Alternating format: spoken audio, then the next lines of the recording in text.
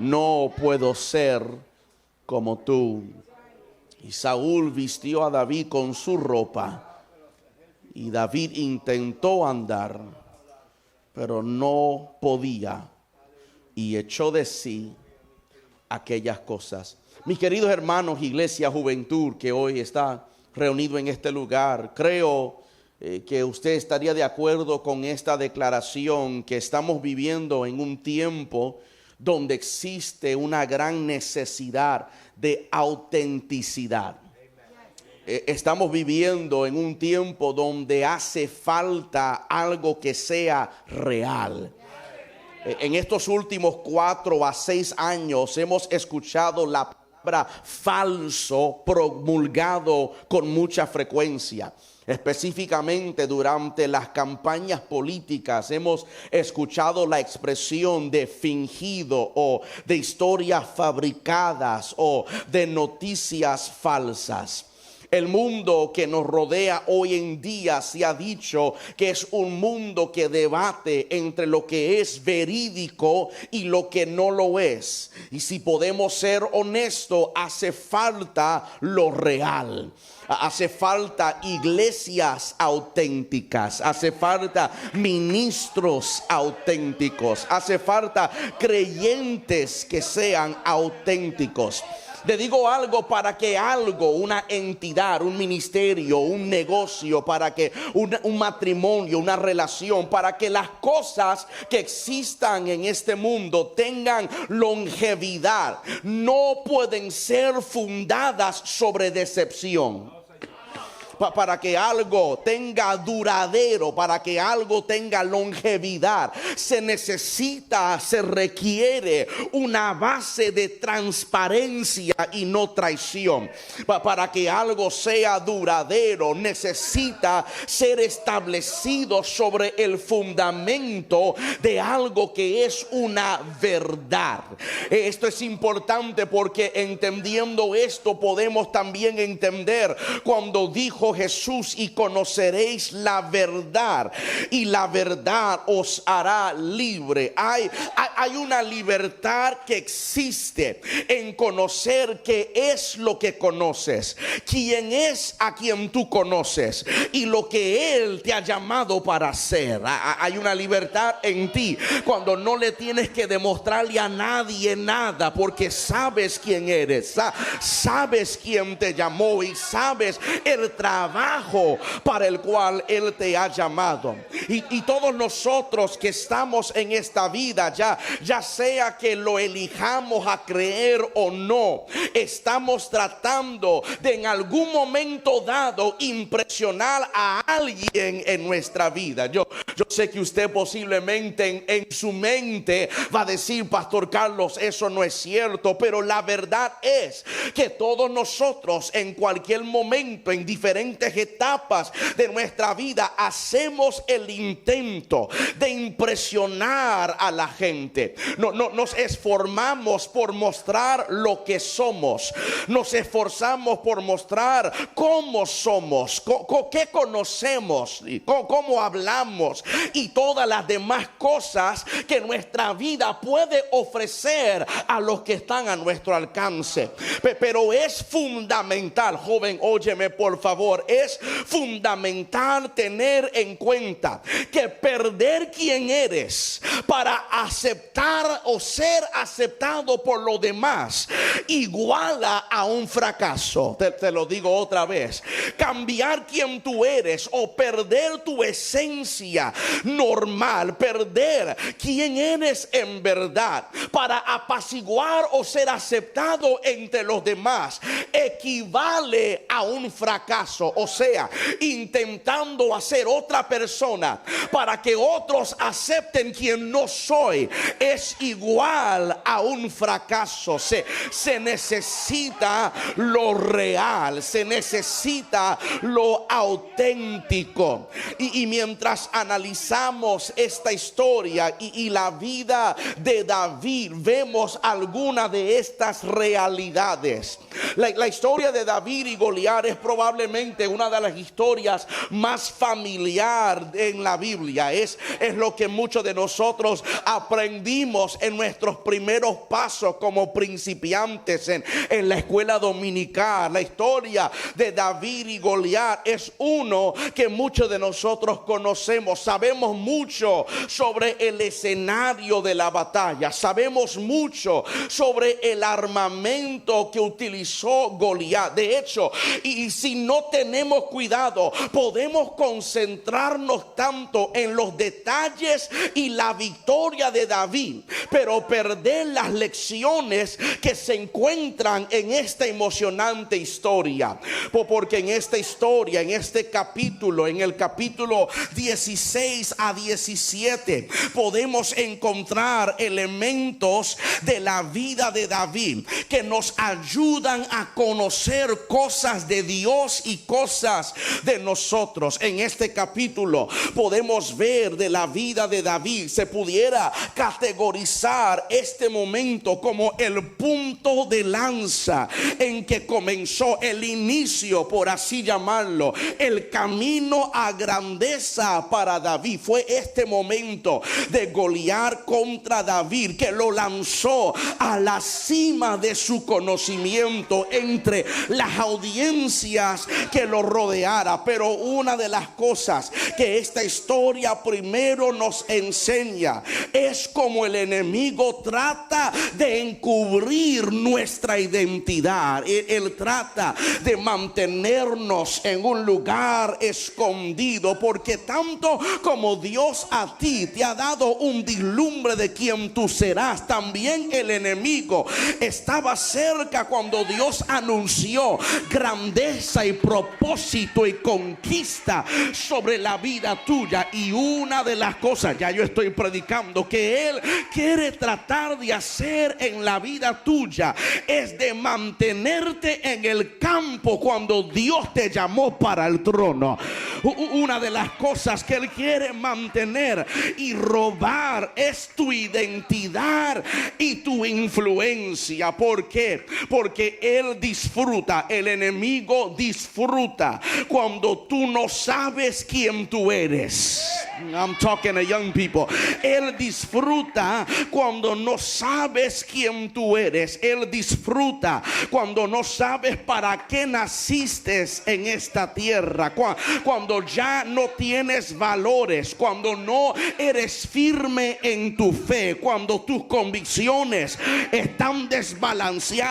Él se ríe de ti porque Él no quiere que aceptes tu identidad y que camines en la influencia que Dios te ha dado para ti. Una de las cosas que Él intenta hacer en esta etapa de adolescencia es de robar tu identidad o de corromper la identidad que tienes. Te permite una parte, pero también quiere agregar algunos conceptos de Él. I'm talking to someone. El enemigo, él deduce que si no puedo parar tu asignación, si no puedo parar tu propósito, por lo menos voy a hacer que dudes en el propósito que tienes. Si no quiero que ella predique, voy a hacer todo lo posible para que ella piense en el propósito que Dios tiene para con ella. Él trata todo lo posible por tratar de detener, distraer, de demorar tu propósito en Dios, por darte un robo de identidad. Por eso la palabra de Dios dice que nuestra lucha no es contra carne ni sangre, no es con las riquezas. Tu lucha no es contra la fama, contra tus hermanos. Tu lucha no es contra el pastor que te dice que tienes que orar más porque estás en la carne. No, tu lucha no es contra el manager que tienes en tu trabajo. Tu lucha no es contra los líderes de los jóvenes que dicen, por favor, necesito más de ti. La lucha tuya no es ni contra las tentaciones que tienes. La lucha que tú tienes es que hay un enemigo invisible que no quiere que tú aceptes aceptes quien tú eres. Porque si acepta quien tú eres y quien Dios te llamó para ser, destronarás las fuerzas de las tinieblas. Él sabe que si descubres la voz ungida que Dios te dio, Él sabe si descubres el profeta que hay en ti. Él sabe que si logras entender el misionero que Dios puso en ti, destronará la fuerza de las tinieblas. Pero toca a alguien por primera vez y dile: no voy a ser como él, no puedo ser como tú, yo voy a ser quien Dios me llamó para ser. ¿Y quién Dios me llamó para ser? Soy real sacerdocio, nación santa, pueblo adquirido por Dios. Yo estoy arriba y jamás estaré abajo. Soy cabeza y no soy cola. Te lo pruebo por la Biblia, te lo pruebo por la Biblia. Aún tu Salvador, el Señor Jesús, antes de que comenzara a caminar en la totalidad de su ministerio, mientras estaba en su tiempo de preparación, la Biblia dice que Dios lo puso en el desierto por 40 días y 40 noches. Y allí en el desierto se le presentó el padre de las mentiras. Allí en el desierto se le presentó el príncipe de la decepción. Satanás mismo se encontró con él y no tocó el cuerpo de Jesús, no tocó la voz de Jesús, no tocó el ministerio de Jesús. Solamente quiso robarle su identidad, porque cada una de sus amenazas empezaba con la misma declaración: si eres el Hijo de Dios. I'm working in here. Él dijo: yo sé quién eres, pero si pongo una duda en ti de quién tú eres, no caminarás en lo que Dios te llamó que eres. I'm talking.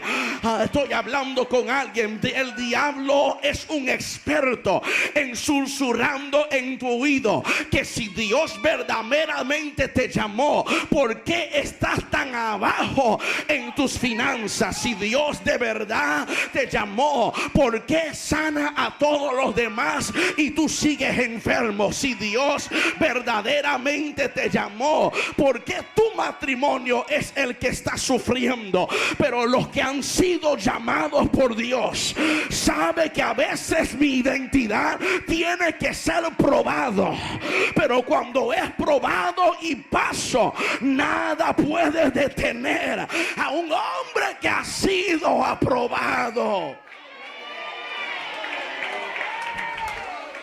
Le preguntó: si eres el Hijo de Dios. Para hacerlo dudar. El diablo siempre ha sido un mentiroso, pero aunque él siempre ha sido un mentiroso, no implica que sus mentiras no son efectivos. Talk back to me in here. Aunque él es padre de todas mentiras, no quiere decir que sus mentiras a veces no son efectivos. Cuando te agarra en un momento vulnerable, cuando te agarra en una de esas temporadas carnales, cuando te agarra en una de esas noches donde estás frustrado, a veces las mentiras suenan más que una verdad. Pero hoy yo vengo en asignación para hablar a la vida de alguien, a dejarte saber: no eres lo que él dice que eres, eres lo que Dios dijo que serás. No, usted no me escuchó. No eres lo que él dijo que eres, eres lo que él dijo que serás. Él es un mentiroso que quiere destruir tu vida, destruyendo tu identidad. He is a liar who wants to destroy your life by destroying your God-given identity. Desde el comienzo, from the beginning, Él estaba distorsionando la imagen de los hijos de Dios. From the beginning, he was distorting the very image of the sons and daughters of God. Y vemos en la vida de David, we see in the life of David some similarities. Vemos algunas similitudes porque querían mantenerlo en el campo. They wanted to keep him in the fields cuando Dios lo había destinado para el trono, while God had destined him for the throne. Can I give you context? Te puedo dar contexto para que puedas apreciar el contenido. I gotta help you so you can understand the story. La historia comienza literalmente en el capítulo anterior. The story really starts in chapter 16. I got you, pastor. Comienza en el capítulo 16 porque en el verso 1 Dios le habla al hombre de Dios del momento. God speaks to the man of God of the moment. Y le dice: deja de llorar por Saúl, seca tus lágrimas, llena el redoma de aceite, porque he escogido a otro. God starts the whole story of David by telling the prophet Samuel, stop crying for Saul and fill the flask with oil, because I have chosen me another one. I wish I had people who would read not just the Bible but books, because there is a good book by the name of The Anointing of Yesterday, Today and Tomorrow.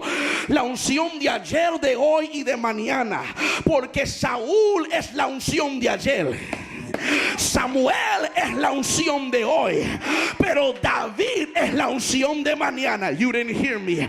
Saul is yesterday's anointing. Samuel is today's anointing. But David is tomorrow's anointing. Y Dios está levantando a Samueles, a líderes con la unción de hoy para ungir a los que van a ser la unción de mañana. I'm working in here. Hay una generación de David que Dios quiere ungir, pero el enemigo quiere poner pleito entre Saúl, Samuel y David.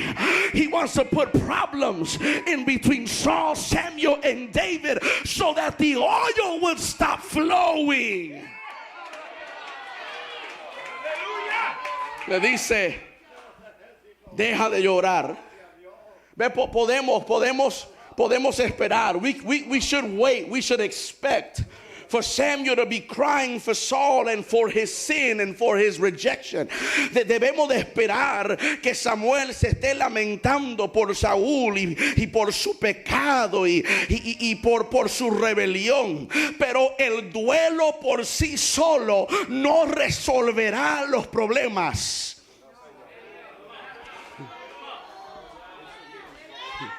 Crying about it won't fix anything. Complaining about it doesn't fix anything. Samuel estaba llorando por el pecado de Saúl, pero el Señor le dijo: deja de llorar y ponte en acción. He told them, stop crying and get back to work. He told them, grab the oil. Watch the question. How long will you keep crying over Saul? ¿Hasta cuándo llorarás a Saúl?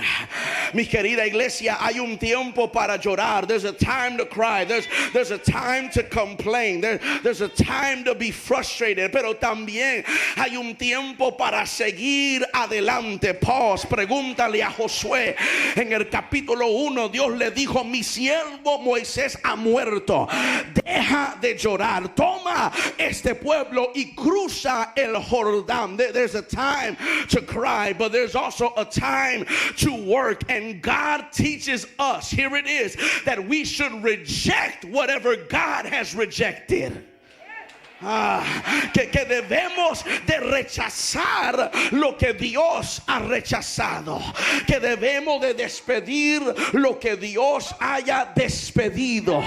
Y sabe lo loco que muchos de nosotros nos parecemos corriendo detrás de cosas que Dios ha desechado. You know how crazy you look supporting people that God has rejected, chasing after people that God has dismissed. Tenemos que aprender la lección que Samuel tuvo que aprender, de rechazar lo que Dios ha rechazado. Here it is. Because God will never let his work die because of someone dying or somebody failing.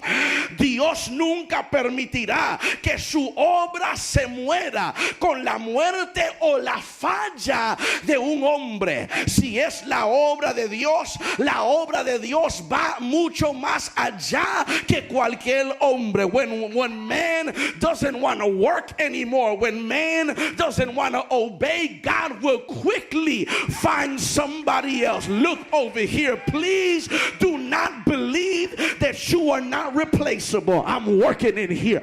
Por favor, no sigas pensando que tú eres indispensable, porque el día en que tú dejes de trabajar, Dios busca a un David. Dale un codazo a alguien y dile: el que no sirve, no sirve. Pero si vas a trabajar para Dios, es mejor que sigas trabajando. Samuel had paralyzed his life because of Saul's tragic rebellion. But God was not paralyzed.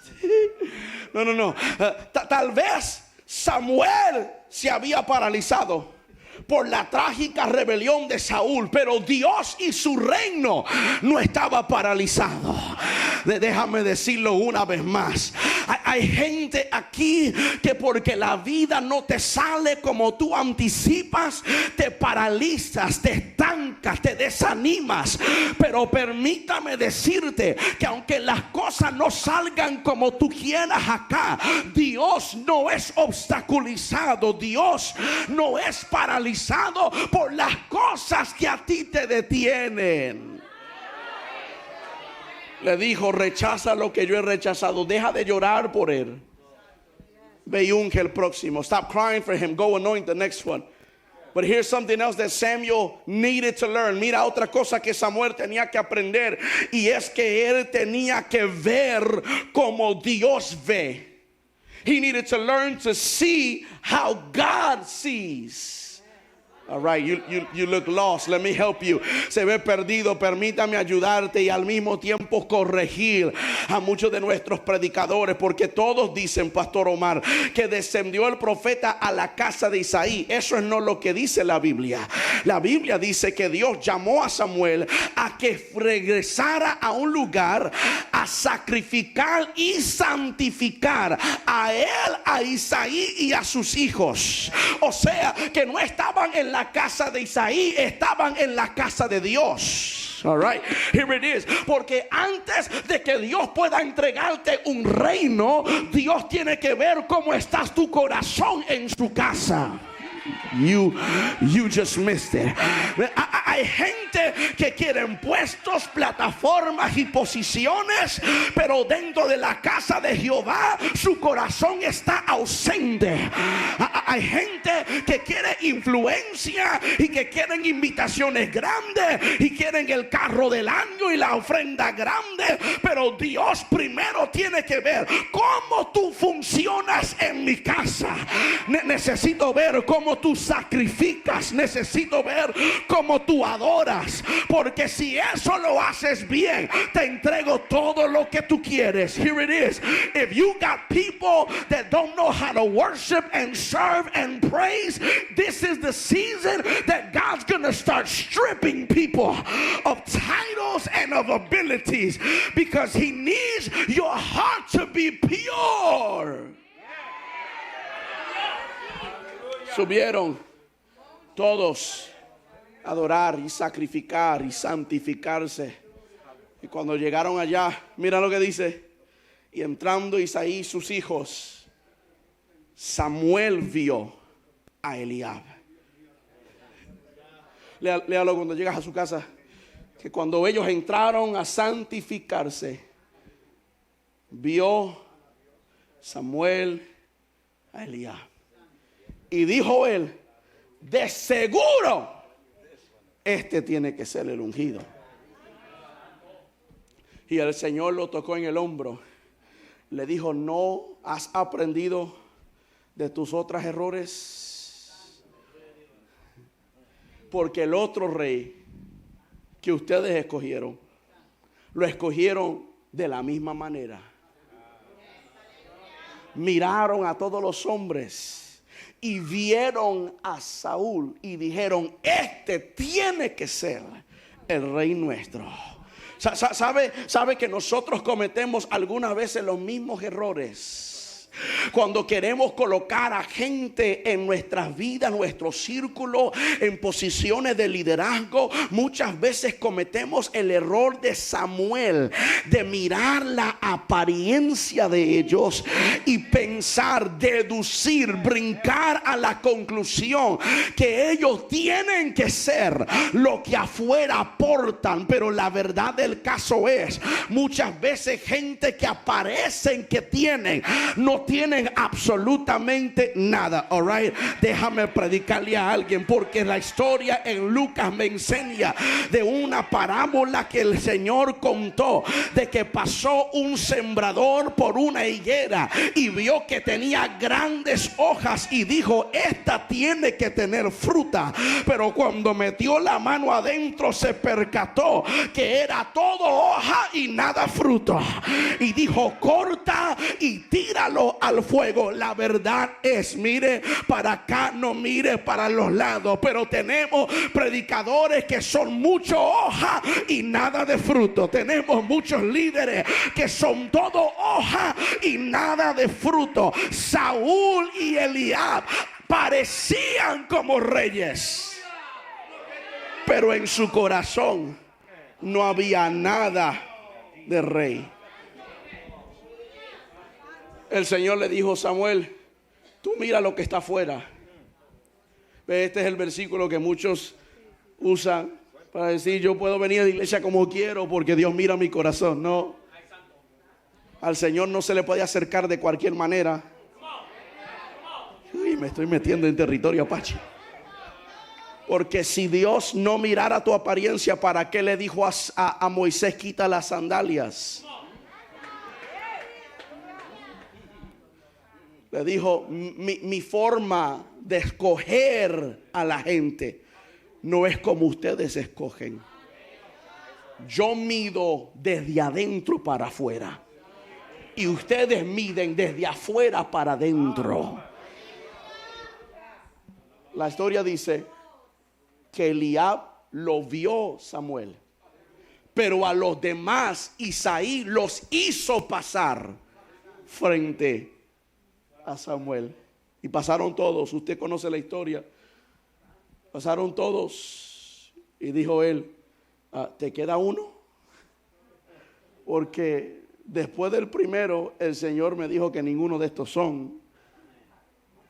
Y ¿saben lo que le dijo su padre? Sí, tengo uno, el menor. ¿Dónde está él? Está trabajando en el campo. Si hay un paradigma que Dios siempre usa, es que Dios solo unge a los que ya están trabajando.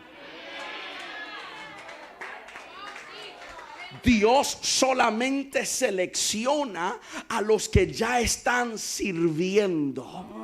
I wish I had the time. Dios llamó a Moisés cuando estaba sirviendo a su suegro Jetro. Dios llamó a Gedeón cuando estaba sirviendo a su familia, trillando el trigo en el lagar. Dios llamó a Eliseo cuando estaba trabajando con los bueyes y el manto se le cayó de Elías. Dios Dios solo unge a gente que están trabajando. Y el problema nuestro es que pensamos que tengo que aclarar mi agenda para que Dios me use. No, Dios dice: para que mis ojos estén en ti, yo necesito ver cómo sirves. Porque si puedes servir a otros, si puedes cuidar del rebaño de otros, yo te entrego tu propio rebaño, yo te entrego tu propio ministerio. David estaba sirviendo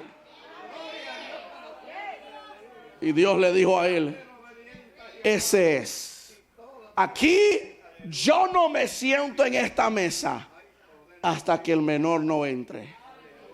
Y cuando el menor entró, el Señor dijo: levántate y úngemelo, porque ese es el escogido. Déjame ayudarte, porque usted sabe, mi hermano de pacto, siempre estamos hablando Biblia y deporte, gloria a Dios.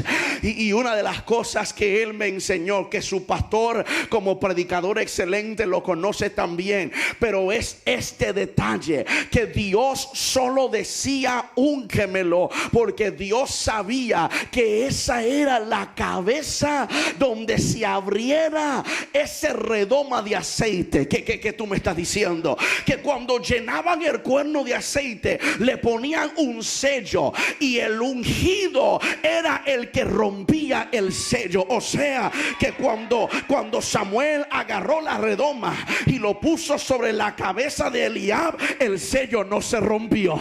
Cuando lo puso sobre la cabeza de Sama, el sello no se rompió. Cuando pasó a Abinadab y le pusieron la redoma, el sello no se rompió. Pero cuando Dios le dijo: levántate y úngemelo, era porque Dios sabía que cuando el redoma caía sobre la cabeza de David, el sello iba a romper y el aceite se iba a caer. ¿Qué te estoy diciendo? Que cuando Dios tiene algo para ti, nadie más puede llevarse lo que es tuyo. Cuando Dios tiene algo para ti, pueden pasar 8, 7 gente que parece mejor que tú, pero porque eres el indicado, porque eres la cabeza seleccionada, el aceite se derrama.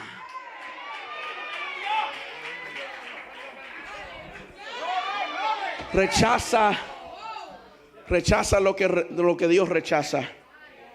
Mira como Dios mira. Pero mira esto: deja que Dios haga el resto. Pastor Carlos, no te entendí. Rechaza lo que Dios rechaza. Mira como Dios mira. Pero número 3, la lección que tuvo que aprender Samuel es: deja que Dios haga el resto. ¿Por qué dices eso, Carlos? Porque la historia dice que una vez que Samuel lo ungió, Dios le dijo: ahora levántate y vuelve a donde estabas. Y me imagino que posiblemente Samuel estaba diciendo: Señor, pero ¿cómo es que este pastorcillo va a llegar del campo al trono? Y el Señor le decía: yo me encargo de traerlo a él allá. Tu trabajo es de ungirlo a él solamente. No trates de hacer el trabajo mío. No trates de jugar el papel mío. Yo me encargo de traer al pastor de los campos hasta el trono. No era la responsabilidad de Samuel, no era la responsabilidad de Isaí. Dios se encargaría de traer a David de atrás al frente, del campo al trono. Y mira cómo Dios lo hace. Dios lo trae al trono con su habilidad musical.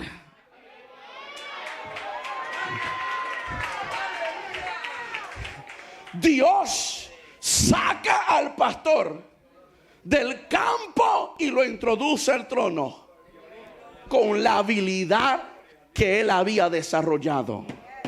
Come here, young people, because I'm here for you. The book of Proverbs says that your gift will make room for you and bring you in the presence of great kings. What am I trying to tell you? Get you a gift Get you a talent. Get you an ability. Porque es la habilidad tuya que te va a introducir al trono que Dios te hizo soñar. Lo único que David tenía que hacer era seguir practicando su sonido, seguir tonando a su arpa. Y alguien escuchó de que había un joven ungido que tocaba el arpa y que era guerrero. Y el rey Saúl dijo: tráemelo acá. 2 meses, no lo pierdan. No es que David se autopromovió. No es que pagó $5 para que Facebook le... Lea tu Biblia, capítulo 16. Dice, verso 18: uno de los criados de Saúl dijo: he aquí, yo he visto a un hijo de Isaí en Belén, que sabe tocar, que es valiente, vigoroso, hombre de guerra, prudente en sus palabras, es hermoso, joven, y Dios está con él. David no dijo nada de esas cosas. David se encargaba de estar en el campo, mirar arriba y decir: alzaré mis ojos a los montes. ¿De dónde vendrá mi socorro? Y posiblemente sus hermanos le estaban diciendo: y a ti no te hablaron de reino y de trono, y mira dónde tú estás. Y él decía: estos confían en carros y aquellos en caballos, mas yo del nombre de Jehová tendré memoria. No era responsabilidad de nadie más, solo Dios, para traerlo a la presencia del rey. Y cuando llegó allá, se desató un conflicto. El rey Saúl usaba a David. Tu Biblia dice que se enamoró de él, su forma de ser, su talento, como Dios lo usaba, que lo hizo paja de su armamento. Palabra más sencilla, lo hizo su escudero. Pero ¿sabe lo que me encanta de la historia de David? Que cuando por fin logró entrar en el reino, no se olvidó de su casa. Porque el capítulo 17 dice que de tiempo en tiempo David volvía a la casa de su padre a cuidar el rebaño de su padre. No, usted no lo vio. Él ahora tiene entrada y autorización para caminar por el palacio. Pero él no toma eso como para decir: ya yo soy demasiado grande para sentarme en pastos con ovejas. Él no se olvidaba de quién él era. El problema, el peligro de hoy en día es que la grandeza nos llega muchas veces más rápido a la cabeza y el corazón. Y pensamos que como hemos llegado, no tengo que volver a las ovejas, ni al pasto, ni a servir a nadie.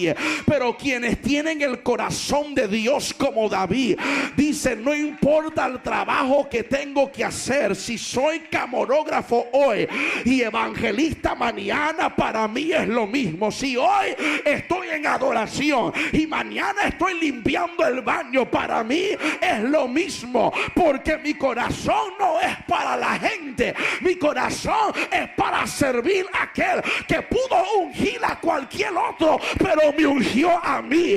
Y porque me ungió a mí, yo vivo en agradecimiento a él. El conflicto aparece en una de esas movidas de David volviendo a su casa. La Biblia dice que David estaba en su casa cuando Goliat y los filisteos comenzaron a hacer sus amenazas a Israel. Sus 3 hermanos mayores habían salido a la batalla y estaban allí en el campo de batalla. El narrador del libro de Samuel indica que el ejército filisteo y el ejército israelita estaban acampados en montes opuestos, con un valle que los separaba. Y durante el enfrentamiento, Goliat, el gigante filisteo, se presentaba por 40 días y noches a retar y burlarse del pueblo. Su estatura era verdaderamente extraordinario. Y aunque existe ciertos debates con respecto a la altura exacta de Goliat, de acuerdo a la compilación de algunos textos antiguos, ellos indican que Goliat medía por lo menos entre 7 pies a 11 pies de estatura. Era grande. Y diferentes fuentes dan diferentes estimados. Pero la armadura de Goliat y sus armas pesaban juntas entre 150 libras y 200 libras. Y este gigantón se paraba en el valle para desafiar al pueblo. Pastor Omar, predícalo tú después. Pero lo más fascinante de Goliat no era Goliat. Era que Goliat tenía un escudero que cargaba su armadura. Algunas veces el servidor es más fuerte que el guerrero.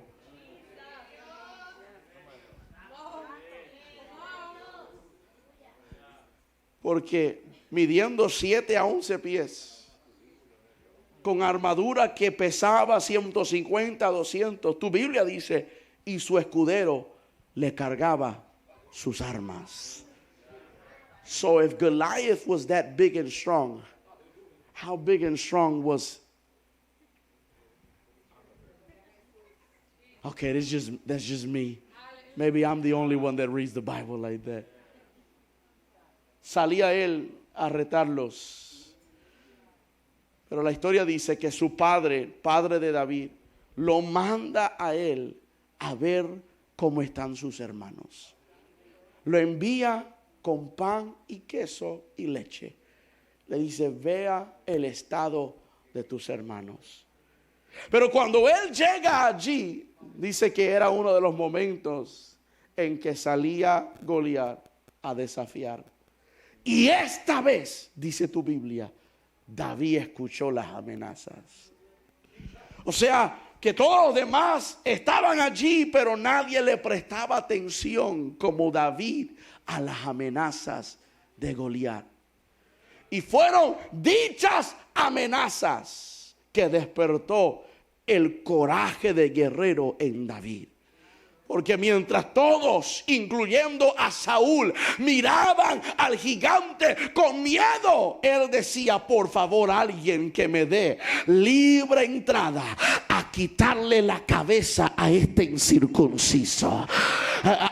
Había otros allí que estaban escuchando cómo Goliat hablaba de su Dios, pero David era celoso con Dios. Él decía, nadie va a hablar mal de él en mi presencia. Dime cómo es que yo puedo pelear por él. Dime cómo yo puedo defender. Y Dios está levantando una generación en este tiempo que no se avergonzará a las amenazas en la escuela, en los cuartos de chat digital, en los posts que la gente pone. Ellos dicen, yo defenderé el nombre del Señor. Nadie hablará mal de él mientras yo estoy aquí. Él era filisteo, un gran campeón, y tan aterrador era que puso el ejército completo en un pánico. Goliat se mofaba, como decimos nosotros, de los israelitas. Pero cuando llega David, dice, por favor, permítame a mí pelear contra este incircunciso. Y uno esperaría que sus hermanos, al escucharlo, le dirían, qué bueno, dale, te apoyamos.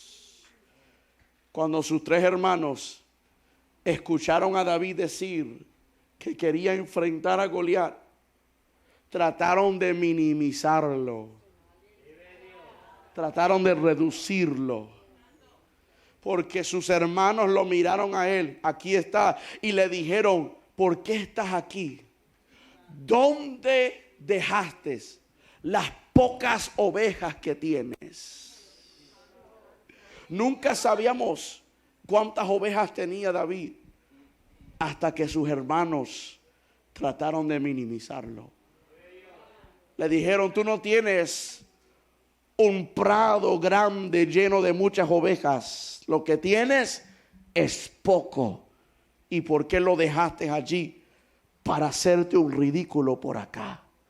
Ve, hay gente que muchas veces cuando ellos ven que estás caminando rumbo a la grandeza, ellos tratan de minimizar quién eres, hablando de lo poco que tienes, o de la falta de experiencia que tienes, o de las conexiones que tú no tienes. Tratan de encontrar todo lo posible para decir que tú no eres el cualificado. Pero la verdad del caso es que cuando Dios ha puesto tu mirada sobre de ti, no importa si lo que tengo es mucho o poco, yo sé que voy con el respaldo del Señor y le haré frente a todo reto frente a mí. Yo hoy vine a hablar con gente que se han sentido marginados. Yo vine a hablar con jóvenes que se han sentido como poco. Tú eres un joven y un hombre y una mujer que guerra, que Dios te ha levantado para este preciso momento. Y aunque la historia de la cinta es que todo está en tu contra, nadie puede desacreditar que aunque eres pequeño en estatura y joven en edad, contigo tienes un avance, y es que mayor es el que está conmigo que el que está en contra de mí.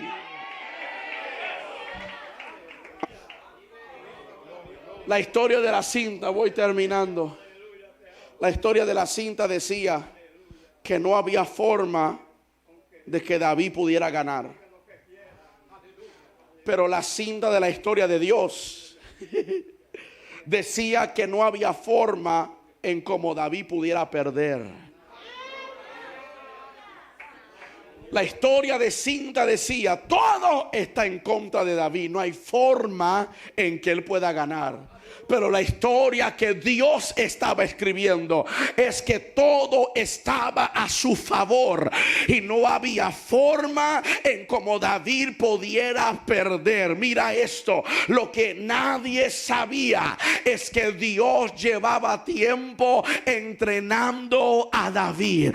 Por favor, joven, no minimices la etapa en que estás ahora, porque son las batallas privadas que tú ganas que te ayudarán en las batallas públicas y grandes. Para él el gigante no era un problema, porque Israel lo veía como gigante, pero David lo veía como un perro. Y él decía: este perro no es un reto para mí. Aquí está, porque en el campo de mi padre yo peleaba con animales más grandes. Este perro no me podía hacer nada, porque cuando peleaba con leones y con osos, con mis manos le rompía la quijada.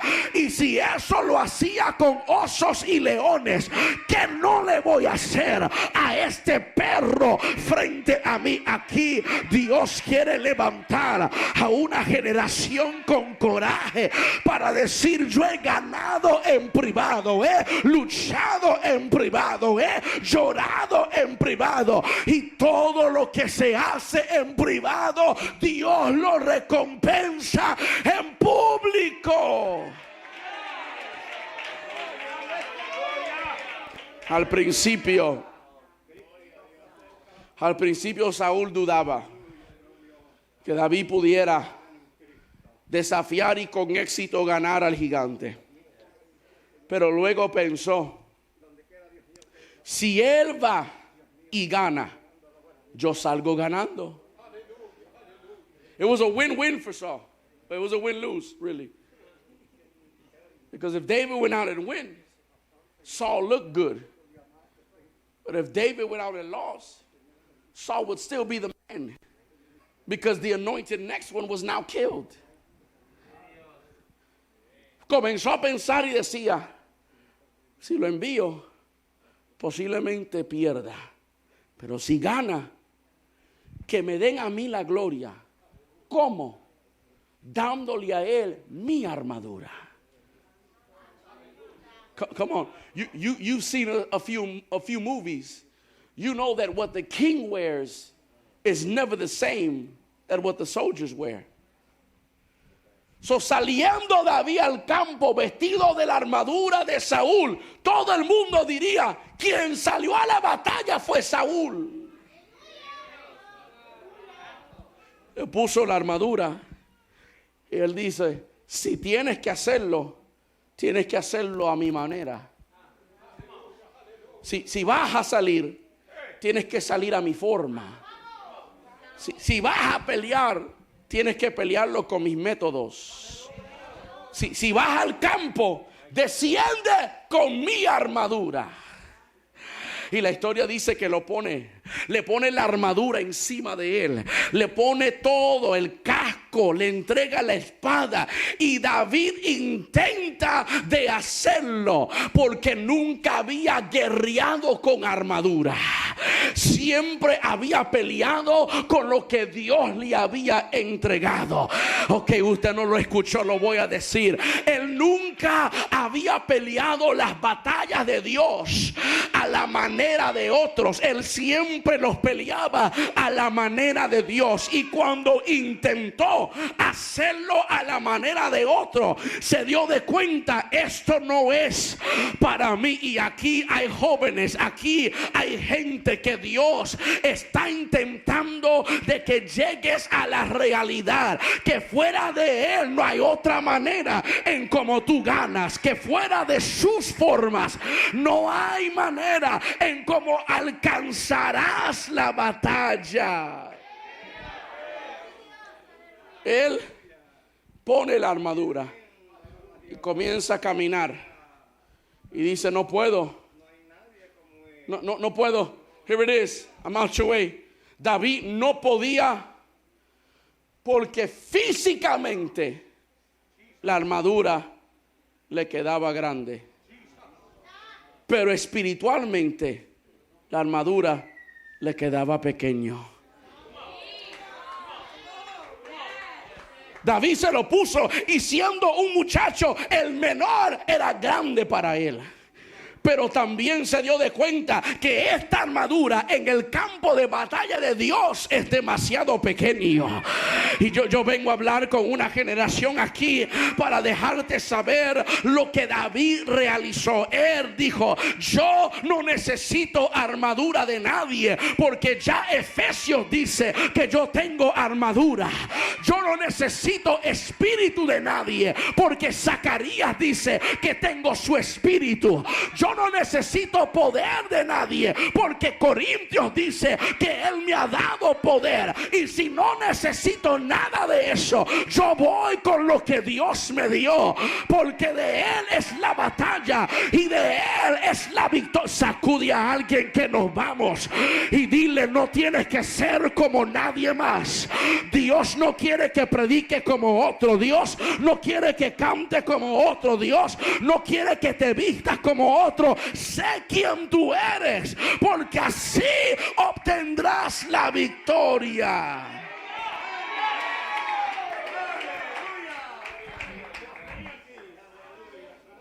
Una de las tentaciones más grandes en la vida es de tratar de convertirse en quien tú crees que debes de ser, en lugar de ser quien Dios te llamó a ser. I'll say it again.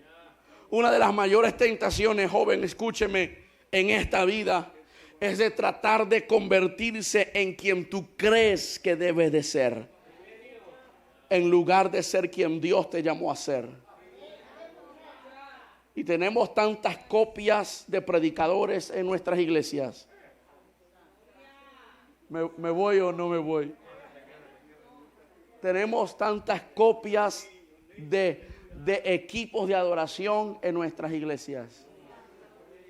Te soy honesto, yo estoy entre familias. Si yo voy a otra iglesia y tienen el set en el altar como Maverick City, yo me voy.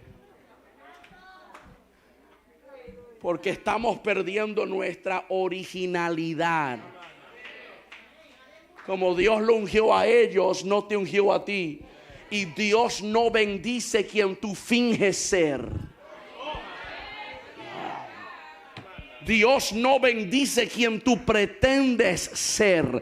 Si David hubiera descendido con la armadura de Saúl, hubiera muerto, porque Dios no mandó a Saúl a pelear contra Goliat. Dios mandó a David a pelear contra Goliat. Y es mejor de que yo sea un fracaso siendo original, de que yo sea un exitoso siendo una copia. You don't want me to preach in here. Yo prefiero perder pero ser original que ganar siendo la copia barata de alguien más.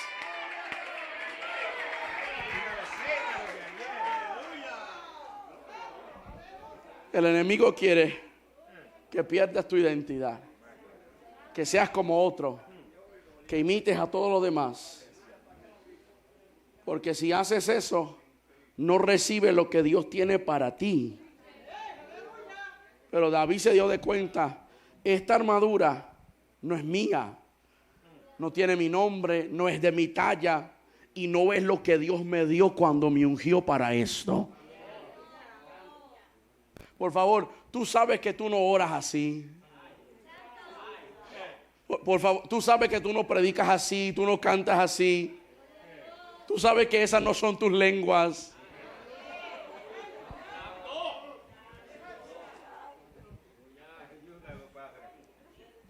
Ser quien Dios quiere que seas. Porque si no, terminarás fracasado como quiera. I'm trying to help you. El libro de Hechos nos enseña que esto es lo que sucede. Porque si no sabes quién eres, actúas como todos los demás y terminas avergonzado. Porque en el libro de Hechos, capítulo 19, los hijos de Sceva dieron al apóstol Pablo reprender demonios. Y dijeron, nosotros queremos hacer eso mismo. Encontraron a un endemoniado y dijeron, en el nombre de Jesús, quien predica a Pablo, sal fuera. Y el demonio le habló. Dijo, a Pablo conocemos y a Jesús también, pero ustedes ¿quiénes son? Les dio una paliza, lo dejó desnudo y avergonzado, porque estaban caminando bajo una autoridad que Dios no le había dado a ellos. Y ¿saben lo que yo le estoy orando a Dios? Que Dios vuelva a avergonzar a gente que caminan en una identidad que no es el que le dio. Yo vengo de una iglesia que si alguien estaba mal, si intentaba ser quien Dios no quería que fuera, Dios te arrastraba por el altar. Y necesito que eso vuelva, que la gracia te cubra después, pero que también Dios corrija lo que no hay en ti. David, tú sales a la guerra, no Saúl. Saúl ya está rechazado. Saúl ya no tiene mi presencia, pero tú lo tienes. No tienes su estatura, pero tienes mi presencia. No tienes su entrenamiento, pero tienes a mi espíritu. No tienes sus experiencias, pero tienes mi aprobación. Y por eso mismo David descendió con confianza. Se enfrentó al gigante y dijo, hoy daré tu cuerpo a las aves del cielo y a las bestias del campo. Hoy el Señor me entregará en mis manos tu cabeza. Y mientras otros estaban corriendo, la Biblia dice, y David descendió al campo de batalla. Por favor, los músicos pasen por aquí. Dios está buscando a una generación que no esté avergonzado de quiénes son, de lo que cargan, de la identidad que les dio. Porque es eso que Dios te dio, que tú necesitas para este momento hacer frente a los retos y las batallas de tu vida. Solo con la armadura de Dios, solo con las tácticas de Dios, solamente con la estrategia de Dios es que vas a vencer en estas batallas. Póngase sobre sus pies, mis amados.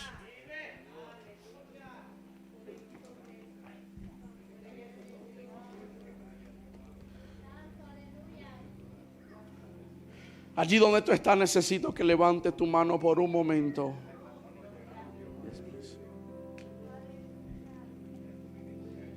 Hoy Dios vino a confrontarte, a decirte que no tienes que seguir fingiendo algo que no eres. Que aunque miras a tu izquierda y a tu derecha y veas a un sinnúmero de personas, identidades, convicciones, pensamientos, yo he colocado en ti quien tú debes de ser, lo que debes de creer. Si consultaras más con Dios, conocerías lo que Dios tiene para ti. Te digo algo más, joven, tu identidad solo lo encontrarás en la presencia de Dios. Fuera de eso nunca entenderás quién eres y para qué Dios te ha llamado. Pero hoy yo necesito liberarte del sentir de inferioridad, de la necesidad de ser como todos los demás. Porque la tentación es de ver cómo otros progresan y decir, si fuera yo como ellos, tendría yo el mismo progreso. Y eso no es cierto. Ellos andan por su camino. Dios tiene un camino para ti. Y aunque no llegues tan rápido como ellos, si sigues en el camino que Dios designó para ti, tú llegarás. Y cuando llegues, nadie puede cambiar eso. Hoy necesito que pongas a un lado toda la armadura que has puesto sobre de ti, que sabes que no es lo que Dios te dio. Que entienda hoy que eres el ungido o la ungida y que no necesitas ser nadie más. Yo quiero tomar este momento ahora mismo, todo mano en alto, todo ojo cerrado. Padre, gracias por tu palabra, tu pueblo, tu presencia. Te pedimos hoy que nos ayudes a seguir confiando en lo que has dicho que seremos. Que hoy, Señor, no tengamos que salir de este lugar de la misma manera que hemos entrado, sino que hoy hagas algo en nuestro corazón, nuestro interior, a entender que no tengo que ser nadie más, solo quien tú me has llamado para ser. En el nombre de Jesús te lo pedimos hoy.